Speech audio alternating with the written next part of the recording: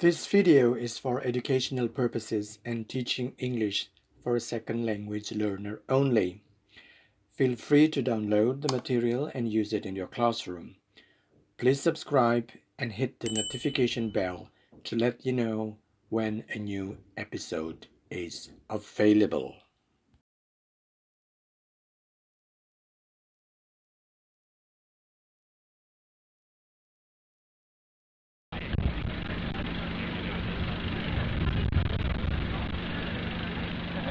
Hi everybody, many thanks for joining me for another episode of my YouTube channel. If you haven't liked or subscribed, please do so because we have lots of updates coming this weekend.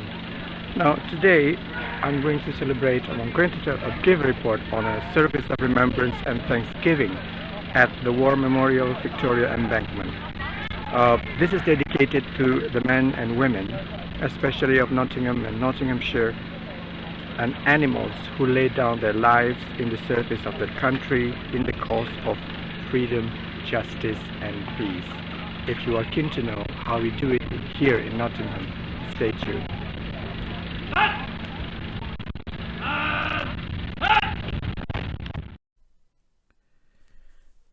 The Remembrance Weekend falls between the 11th and 13th of November, ended with the Remembrance Sunday service.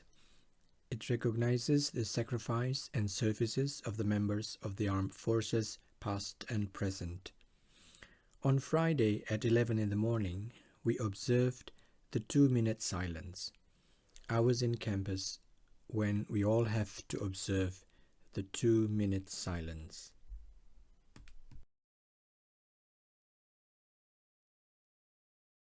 Members of staff, students and visitors to the university are invited to observe a 2-minute silence.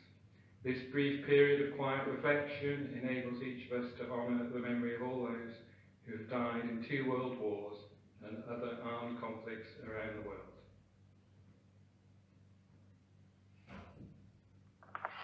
Thank you. This recognition for the sacrifice of the members of the armed forces are obvious in the way community come together and wear the evocative red poppy. This enduring botanical legacy of the First World War over 100 years ago was chosen as it represents the shocking burst of life amid the brutal bleak landscape of Flanders Field on the Western Front. Millions of soldiers who saw these flowers sent pressed poppies home in letters, for them possibly the only beautiful thing they can see amid this often senseless and madness of war. Canadian poet and medic John Ray is credited to be the first to have used the imagery of poppy in his poem called In Flanders Field, where the last lines urge people to honor the sacrifice of the fallen comrades. The wider use of poppy for remembrance and appeal actually started after the war and initiated by 2 women living in 2 different countries.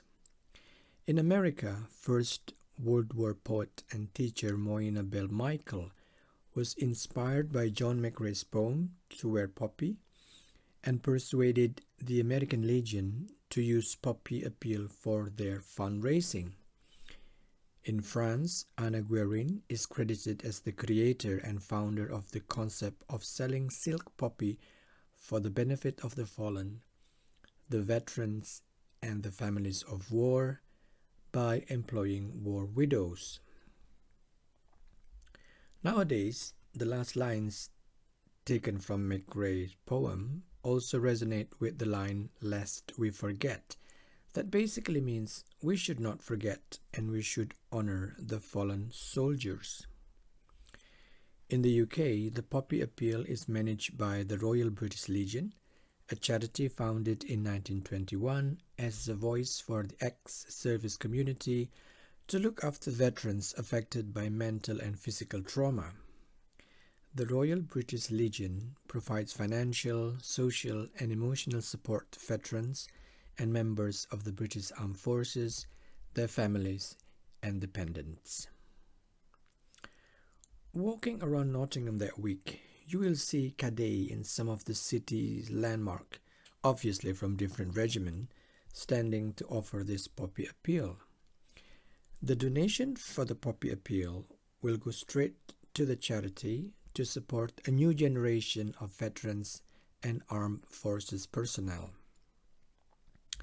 I support this charity and marvel of how they succeed to recruit the younger generation and show the right modicum of patriotism. I collected few mementos of this year's poppy appeal in Nottingham. Across the UK, the enduring appeal of the red poppy is celebrated in a great big way over the years. For instance, the 40-foot long and 11-feet high tribute has been created outside Our Lady Parish Church in East Lothian. Another example would be the stunning ceramic installation at the Tower of London. This installation went on tour across UK and being admired by millions of viewers. It is also the backdrop for one of the best songs about the madness of war called No Man's Land, also known as The Green Fields of France or Willie McBride. It is a song or possibly a eulogy written in 1976 by Scottish-born Australian folk singer-songwriter Eric Bogle. I hope I pronounced his surname correctly. And it's about a boy who died fighting in a war whose life is kept short at 19. In 2014, Joss Stone recorded this song as a poppy appeal single for the Royal British Legion in a collaboration with rock guitarist Jeff Beck. If you are an English teacher, you can use this song because it has beautiful, rather poignant lyrics and melodies, and not to mention the mean guitar accompaniment of Jeff Beck that will be enough to sustain or keep your students entertained as well. Some musical vocabulary will include the last post and bugle or trumpet as the instrument to play it with, flower of the forest, an ancient Scottish lament, and the bagpipe they usually played with. And if your students are into films, then you can also pick the film 1917, and you can do lots of activities and discussion afterwards. In addition to honoring the fallen soldiers in all public services and venues, such as running text at the back of a bus, the service of How Nottingham Remembers is centered at the War Memorial Victoria Embankment. The event is a solemn one. You can almost hear a pin drops. Let us pray. O God, lead us from death to life, from falsehood to truth. Lead us from despair to hope, from fear to trust. Lead us from hate to love, from war to peace.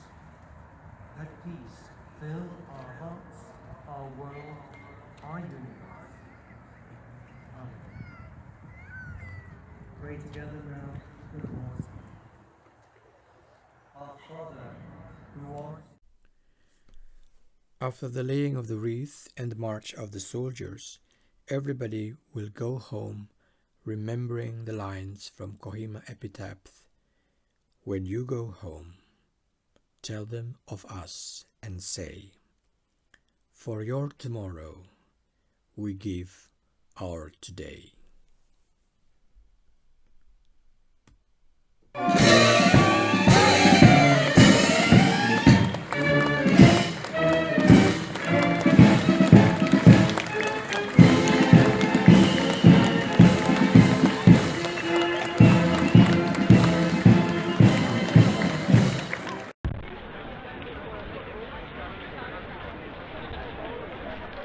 That's it for this edition of Remembrance Sunday.